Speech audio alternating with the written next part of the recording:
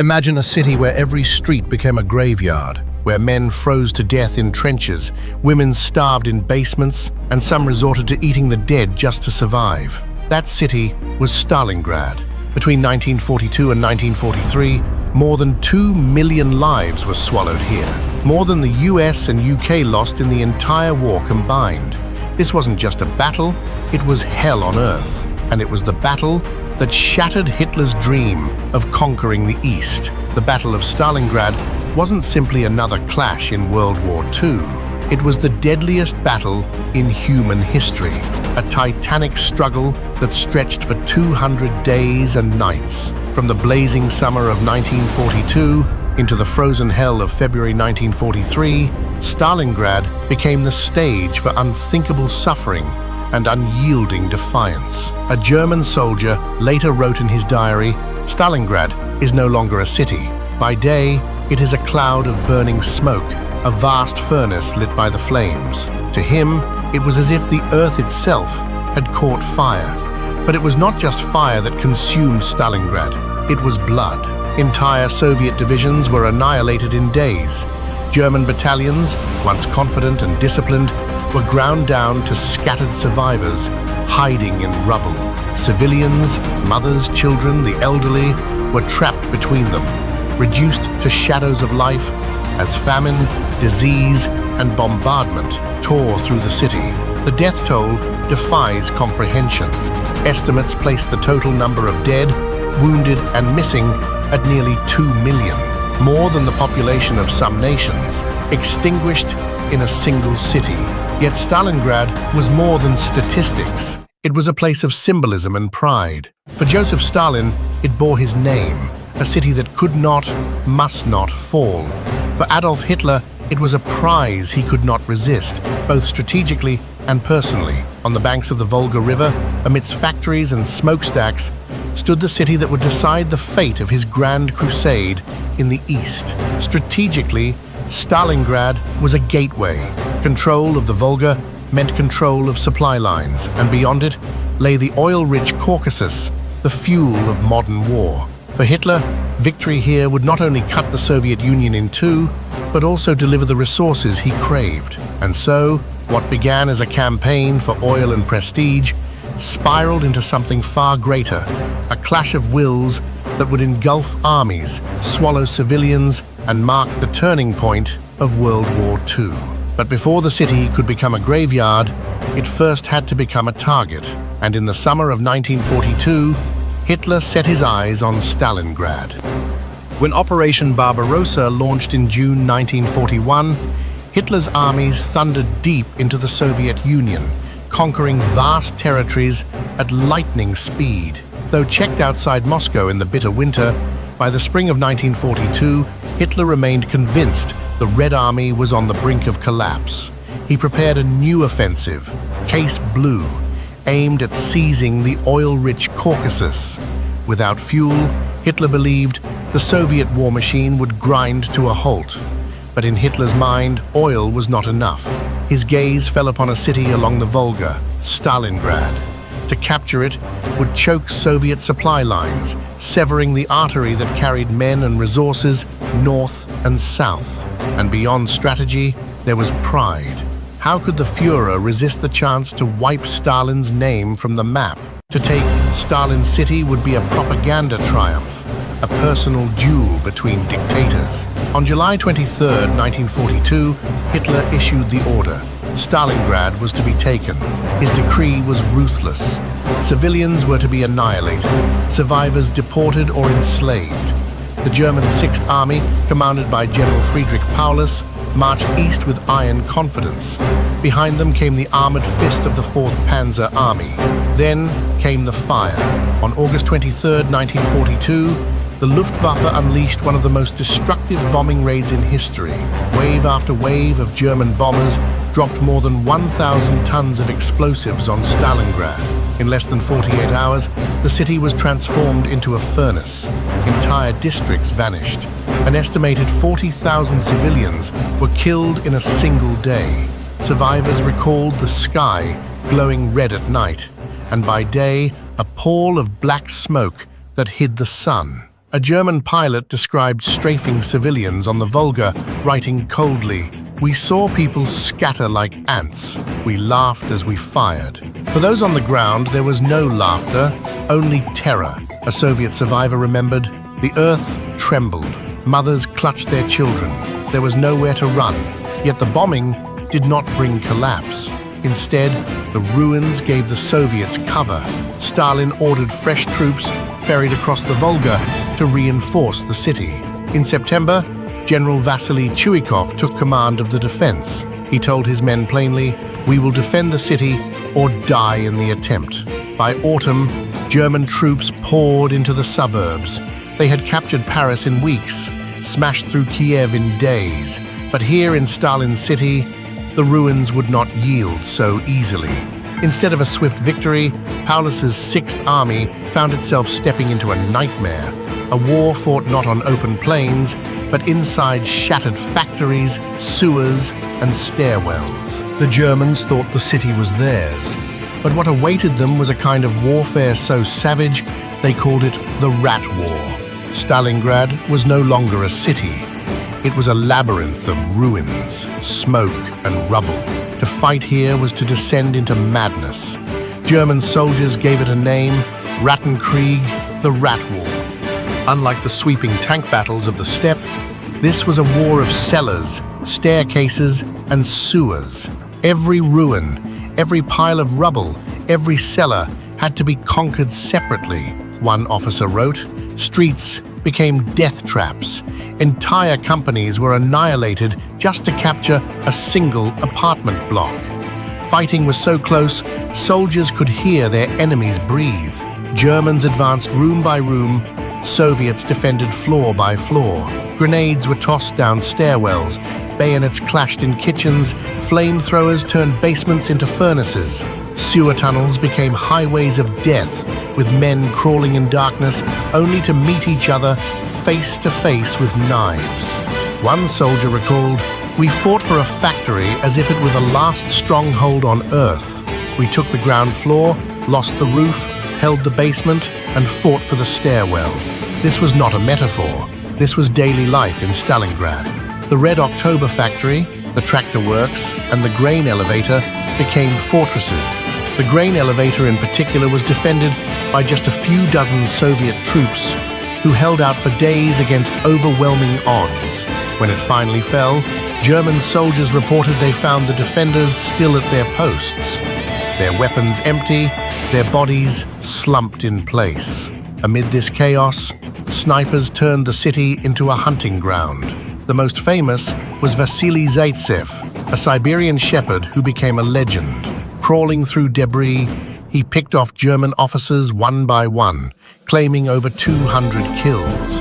His duel with a German sharpshooter became part of Soviet lore, a story told to inspire defenders that the enemy could be beaten, one bullet at a time. For the Soviets, retreat was unthinkable.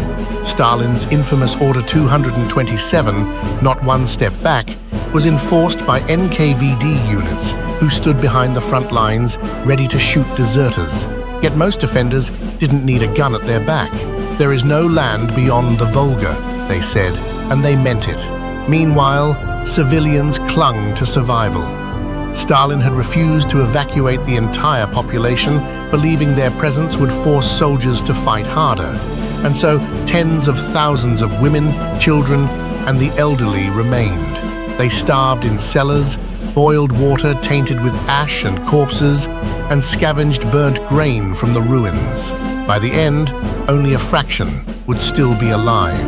Hitler poured everything into the fight. By October, the Germans controlled nearly 90% of the ruined city, pressing the Soviets against the Volga River. But even then, Chuikov and his men held on, fighting with the river at their backs.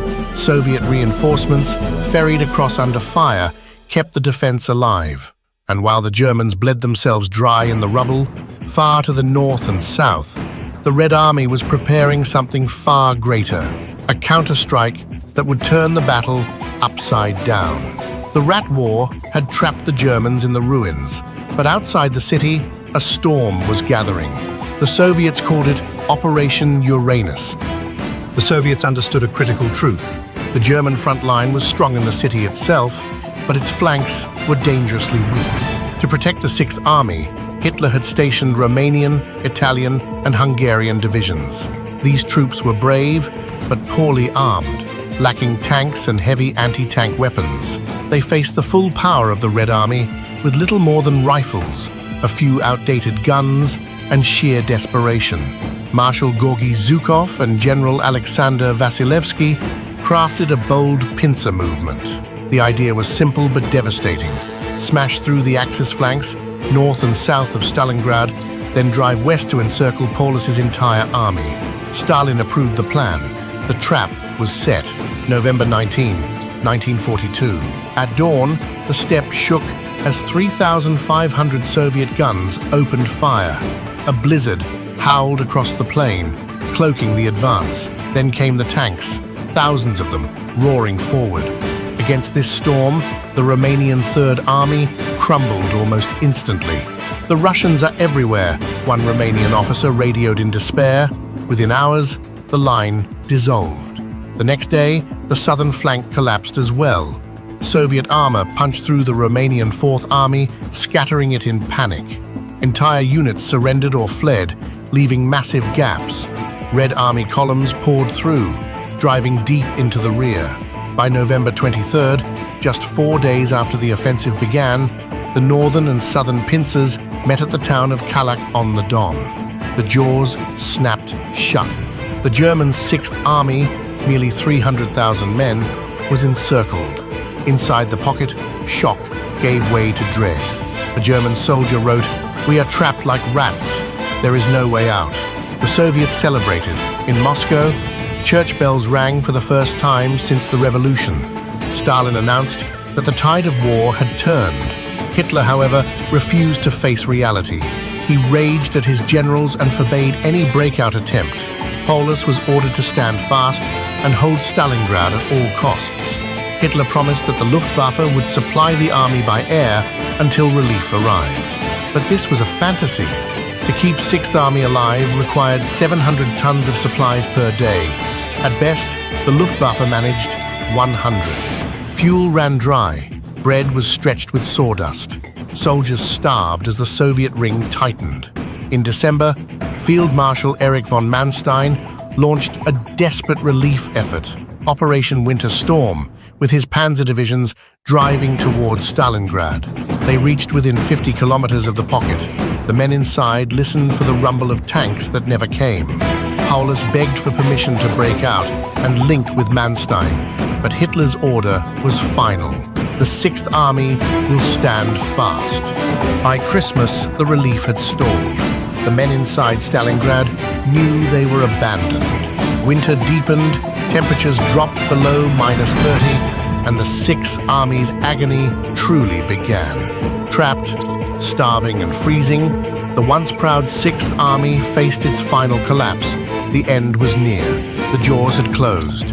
By January 1943, the German Sixth Army was starving, freezing, and dying. Inside the pocket, food ran out. Horses were slaughtered first, their frozen meat boiled in rusty tins. Then came the dogs, the rats, even the leather from belts and boots. A soldier wrote home, "We are eating anything we can find. Soon there will be nothing left but each other." The Luftwaffe's promised airlift was a cruel illusion. On most days, almost no supplies reached the trapped army. What did arrive was pitiful. A few crates of bread, ammunition, or medical kits for tens of thousands of men. Many planes never returned at all, shot down by Soviet fighters or lost to the winter storms. In the ruins of basements and cellars, the wounded lay in agony.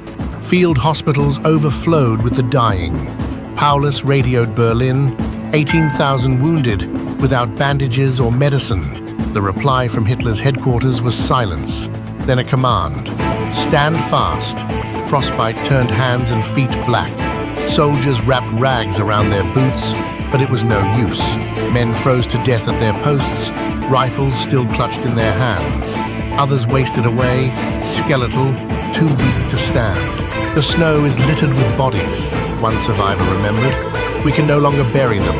The ground is too hard. Desperation gnawed at discipline. Fights broke out over scraps of food. Rumors of cannibalism spread through the ranks. A once proud army that had marched across Europe was reduced to a mob of starving ghosts. Yet still, Hitler refused surrender. On 30th January 1943, he promoted Friedrich Paulus to Field Marshal, a title loaded with sinister meaning. No German field marshal had ever been captured alive. The message was clear. Hitler expected Paulus to die, fighting, or take his own life. But Paulus was no martyr. On 31st January, Soviet troops reached his command post in the basement of a department store. There they found the new field marshal, unshaven, exhausted, and broken. Paulus surrendered. 2 days later, on February 1943, the last remnants of the Sixth Army laid down their arms. The battle was over. Of the nearly 300,000 Axis soldiers Trapped in Stalingrad, only 91,000 were taken prisoner. They marched out of the ruins in rags, frostbitten and starving. Fewer than 6,000 would ever return to Germany. The rest perished in captivity. Hitler fumed in rage, declaring that Paulus should have killed himself rather than surrender. But his fury could not change the truth. An entire German field army, the pride of the Wehrmacht, had ceased to exist. The Battle of Stalingrad was finished. But the cost, in blood and suffering, was almost beyond human comprehension. The guns finally fell silent in Stalingrad, but what remained was a city of ghosts. For 200 days and nights, men and women had bled, burned, and starved. Now, the scale of the horror was revealed. The numbers are staggering. Historians estimate that nearly 2 million soldiers and civilians were killed, wounded, or captured in the battle. Soviet losses alone exceeded 1 million, but for the Germans and their allies, Stalingrad was nothing short of annihilation. Out of the 300,000 Axis troops who entered the pocket, only a handful ever returned home. Civilians fared no better. Stalingrad's population before the battle was nearly 500,000. By the time the Red Army walked through the ruins, barely a few thousand remained alive. They were hollow-eyed, starving survivors who had endured bombings, hunger, and the bitter Russian winter. One Soviet woman recalled, "We lived like moles underground. We forgot the taste of bread. The city itself was gone. What had once been an industrial hub on the Volga was reduced to rubble. Factories were twisted skeletons, streets blocked by mountains of debris, and the Volga's frozen banks were littered with corpses." A Soviet report later declared that Stalingrad had suffered destruction greater than even Hiroshima after the atomic bomb. For Germany, this was a catastrophe unlike any before. The destruction of the Sixth Army marked the first undeniable defeat of Hitler's war machine. Up until then, German propaganda had always found excuses for setbacks, but there was no spinning Stalingrad. The myth of invincibility was shattered. The reaction inside Germany was one of shock. Families received the dreaded news that their fathers, brothers, and sons were gone. Even loyal Nazis struggled to comprehend the scale of the disaster. Joseph Goebbels, Hitler's propaganda minister, was forced to rally the nation with his infamous call for total war. But outside Germany, the world rejoiced. In Moscow, bells rang across the city, the first time since the revolution. In London and Washington, Stalingrad was hailed as the turning point of the war. Winston Churchill called it the end of the beginning. The Allied press carried headlines celebrating Soviet heroism, and for the first time, many began to believe that Hitler's empire could be broken, and indeed it was. After Stalingrad, the strategic initiative on the Eastern Front passed forever to the Red Army. From this point on, the Germans would never again launch a major offensive in the East. They would retreat, step by step, all the way back to Berlin. For the Soviets, the victory came at unimaginable cost, but it transformed the war. Stalingrad became more than a place, it became a legend, a symbol of sacrifice, endurance, and the strength of a people who refused to yield. But beyond strategy and numbers, Stalingrad carried something even greater, a legacy that would echo for generations. The Battle of Stalingrad was more than a military struggle. It was a test of endurance, a crucible of human suffering and resilience. In the ruins of that city, the fate of the world tilted. It broke Hitler's aura of invincibility. His grand dreams of conquering the Soviet Union died in the basements and rubble of Stalingrad. From then on, the Wehrmacht would no longer surge forward. It would stagger backward, chased by the Red Army all the way to Berlin. But beyond the strategies and maps, Stalingrad is remembered for its human cost, for the millions who suffered. The mother clutching her starving child in a cellar, the German soldier who froze to death, rifle in hand, the Soviet conscript who fought for every brick of a ruined factory. These were not just soldiers or civilians, they were people trapped in the deadliest battle the world has ever seen. A Soviet veteran later said, "Stalingrad was our grave, but also our resurrection. From the ashes, we rose stronger." And indeed, it was here that the tide of World War II shifted irreversibly.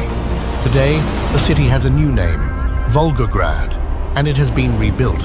But the memory of Stalingrad lives on, etched into the conscience of humanity. It is a reminder of the horrors that war can unleash and of the resilience that can emerge even in the darkest hour. Stalingrad was not just the deadliest battle in history, it was the place where Hitler's empire began to crumble. It was, truly, the battle that broke Hitler.